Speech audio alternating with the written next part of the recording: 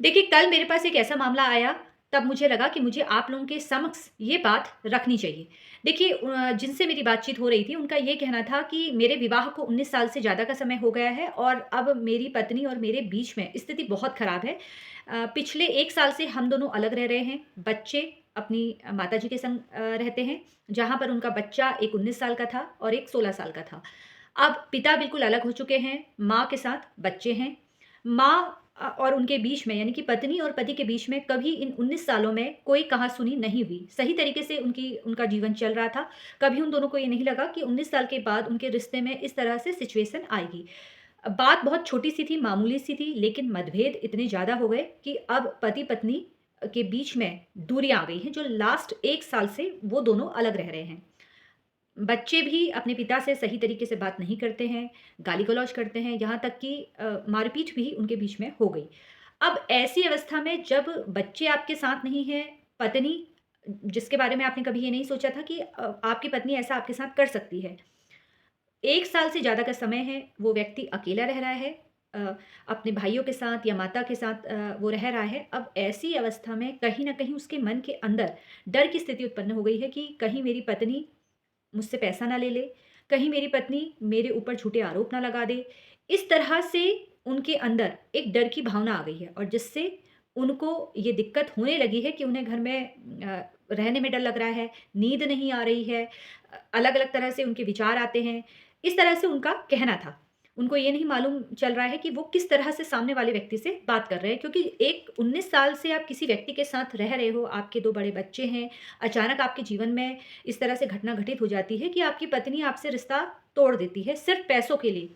वहाँ पर दोनों का मतभेद हो गया था। अब पति की स्थिति इस तरह से है जहाँ पर उसको लगता है कि उसके ऊपर झूठे आरोप लगाए जा सकते हैं। देखिए, इस तरह की स्थिति अगर आपके साथ होती है कि आपको लगता है कि अचानक मेरे साथ ये क्या हो गया है, तो उस वक़्त आपको सबसे पहले तो देखिए अपने केस में आपको एविडेंस तो इकट्ठा करने होंगे कि अगर कल को पत्नी के द्वारा कोई भी केस किया जाता है, तो वहाँ पर आपके पास पुख्ता एविडेंस हो। दूसरा आपको अपनी जो मानसिक स्थिति है, उसको खराब नहीं करनी है। अगर आपको लगता है कि आपको डर आ गया है या डिप्रेशन में आप चले गए हैं, तो ऐसी अवस्था में किसी डॉक्टर के पास आप जाइए, किसी काउंसलर के पास आप जाइए और अपना आपको पूरा प्रॉपर मेडिसिन लेनी है, जिस तरह से डॉक्टर आपको दवाइयाँ देता है।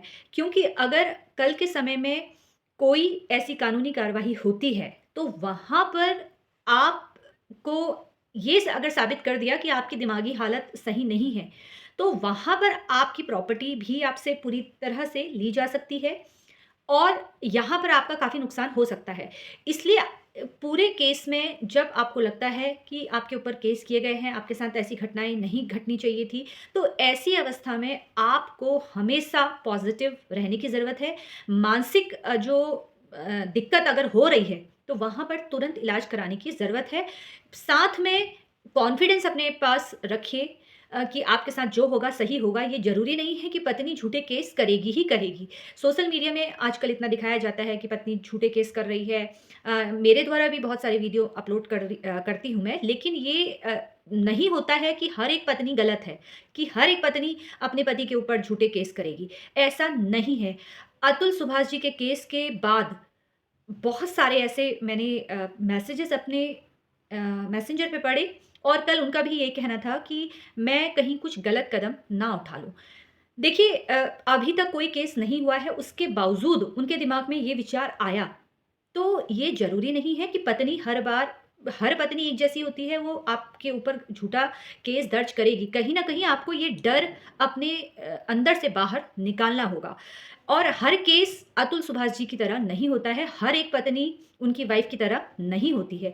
थोड़ा अगर आपको डर है, तो उसका समाधान भी है, आप किसी वकील साहब से बात कर सकते हैं, किसी काउंसलर के पास जा सकते हैं, लेकिन आपकी जो दिमागी हालत है, जो मानसिक स्थिति है, जो इस वक़्त आप सोचते चले जा रहे हैं केसों के बारे में, तो वहाँ पर आपको नकारात्मक जितने भी आपको लगता है विचार आ रहे हैं, तो वहाँ पर उन नकारात्मक विचारों को तुरंत बिल्कुल सोचना छोड़ दीजिए और पॉज़िटिव सोचिए, पॉज़िटिव रहिए। जब आप पॉज़िटिव रहेंगे, तो ही जाकर आप अपने केस के लिए अच्छे से काम कर पाएँगे। फ़िलहाल किसी भी प्रकार से कोई कानूनी जानकारी आपको चाहिए तो आप मुझे मैसेज कर सकते हैं, कमेंट कर सकते हैं। जब भी समय होगा उसका उत्तर मैं आपको अवश्य दूँगी। सोशल मीडिया के अलग-अलग प्लेटफ़ॉर्म पर आप मुझसे जुड़ सकते हैं और इसी तरीके से मुझसे जुड़ने के लिए आप सभी का धन्यवाद।